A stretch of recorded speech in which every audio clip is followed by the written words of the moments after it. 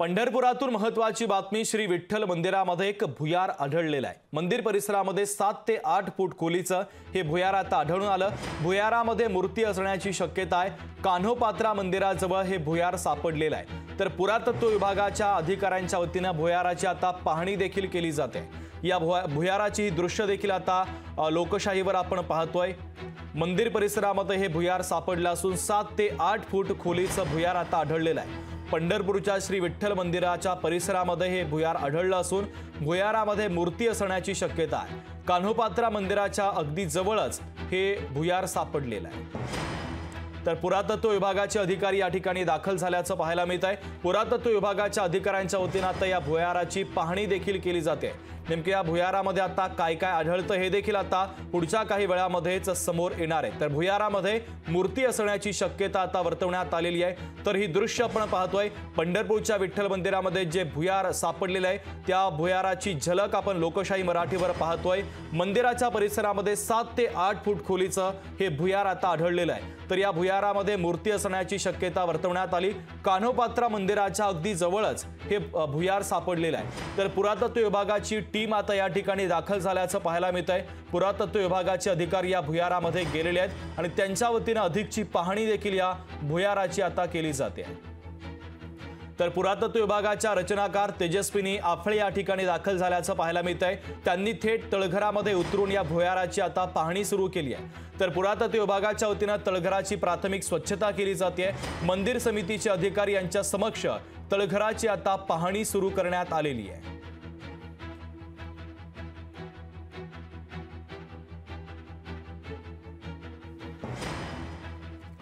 तर ही दृश्य देखील आपण पाहतोय। मंदिर समितीच्या अधिकाऱ्यांच्या समक्ष तळघराची आता पुरातत्व विभागाच्या वतीने पाहणी केली जाते आहे।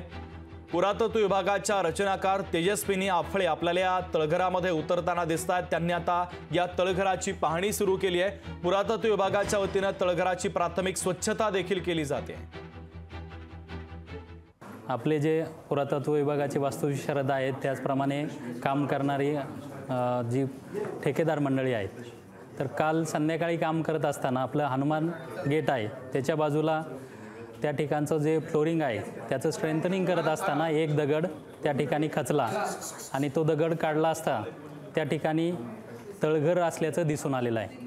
अंदाजे 5 ते 6 फूट त्याची खोली दिसून आलेली आहे, परंतु आतमध्ये अंधार असल्यामुळं आतमध्ये काय आहे याबाबत निश्चित सांगता येत नाही, परंतु त्यात मूर्ती सदृश्य काहीतरी असल्याचं प्रथमदर्शनी दिसून आलेलं आहे।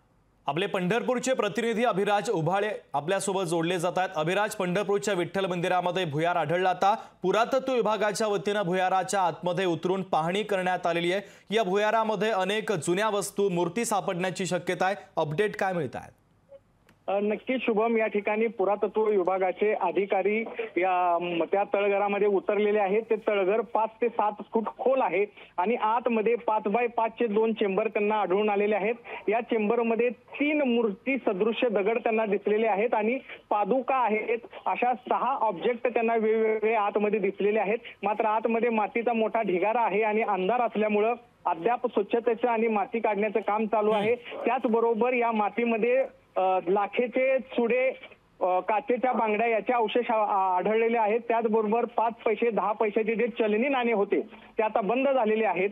साधारण 30 वर्षापूर्वीचे जे चलनात नाणी होती ती नाणी देखील या ठिकाणी सापडलेली आहेत। पुरातत्व विभागाने पहिल्यांदा या तळघराची स्वच्छता केली। आतमध्ये विषारी वायू असल्याची भीती वाटत होती, त्यामुळे 1 तास हे तळघर खुलं ठेवलं होतं आणि त्यानंतर पुरातत्व विभागाचे सहाय्यक संचालक विलास वाहने आणि तेजस्वी आफळे या दोघांनी खाली उतरलं आणि उतरून आतमध्ये त्यांनी पाहणी केलेली आहे। आतमधली माती देखील काढण्याचं काम चालू आहे आणि या मातीचा अभ्यास करून हे तळघर किंवा हे भुयार किती वर्षापूर्वी बांधलेलं होतं, याचा काय असणार आहे, कशासाठी बांधलं होतं याचा खुलासा होणार आहे। शुभम, अभिराज, महत्त्वाचे अपडेट या बातमीच्या संदर्भातले आपण पोहोचवलेले आहेत। तुर्तास धन्यवाद।